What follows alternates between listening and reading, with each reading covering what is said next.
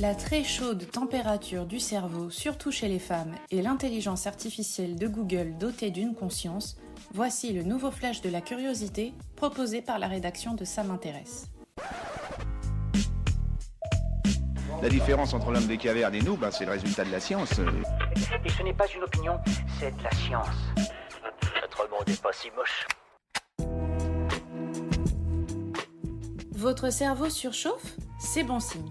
Une étude démontre que la température du cerveau atteint en moyenne 38,5 degrés. Mais des régions plus profondes de l'organe peuvent aussi s'élever à 40 degrés et plus, notamment chez les femmes, durant la journée. Ces températures, plus chaudes que ce qu'avaient montré d'autres recherches, assurent le bon fonctionnement du cerveau. De telles températures ont été enregistrées précédemment chez des patients souffrant de lésions cérébrales, mais étaient justement imputées à ces lésions. Outre la température moyenne de 38,5 degrés, les chercheurs ont découvert que celle des femmes est en moyenne 0,4 degrés plus élevée que celle des hommes. Cette haute température, pouvant même atteindre 40,9 degrés, est liée au cycle menstruel. La température du cerveau chute la nuit avant d'aller se coucher et augmente au fur et à mesure de la journée. Ces résultats ont pu être retranscrits sur une cartographie en 4D. Les chercheurs espèrent que celle-ci pourra être utilisée pour montrer le fonctionnement d'un cerveau en bonne santé. Désormais, ils vont poursuivre leurs recherches à ce sujet et doivent notamment se pencher sur un éventuel lien entre une température plus froide et les troubles du cerveau. Super, j'adore. Alors écoute-moi bien, je vais essayer d'être clair avec toi. Ouais, génial.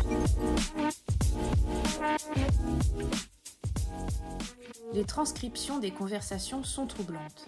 Blake Lemoine, ingénieur chez Google, a affirmé auprès des médias que l'intelligence artificielle créée par le géant américain pouvait être considérée comme une personne réelle, dotée d'une âme et d'une conscience. Ce dernier a été immédiatement écarté de l'entreprise pour avoir enfreint sa politique de confidentialité. Connue sous le nom de Lambda, cette intelligence artificielle est chargée de développer des chatbots qui sont des robots conçus pour discuter avec des humains. Elle est basée sur un système très utilisé dans le domaine, formé sur de larges bandes de texte provenant d'Internet. L'IA utilise ensuite des algorithmes pour répondre aux questions posées de façon très naturelle. Selon Blake Lemoine, les réponses apportées par Lambda sont incroyablement cohérentes et cette dernière semble penser en tant que personne. Il affirme également que celle-ci demande le consentement de la personne qui l'interroge. Sur son blog, l'ingénieur a retranscrit plusieurs extraits de discussions qu'il a menées avec elle.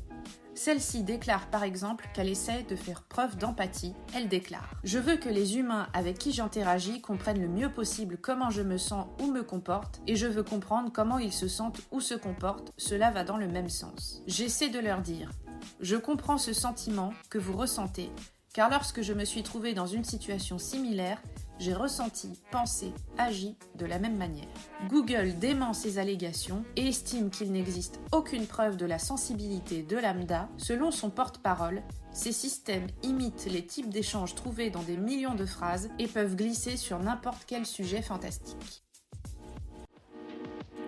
Voilà, c'est tout pour aujourd'hui. On se retrouve bientôt pour un nouveau flash.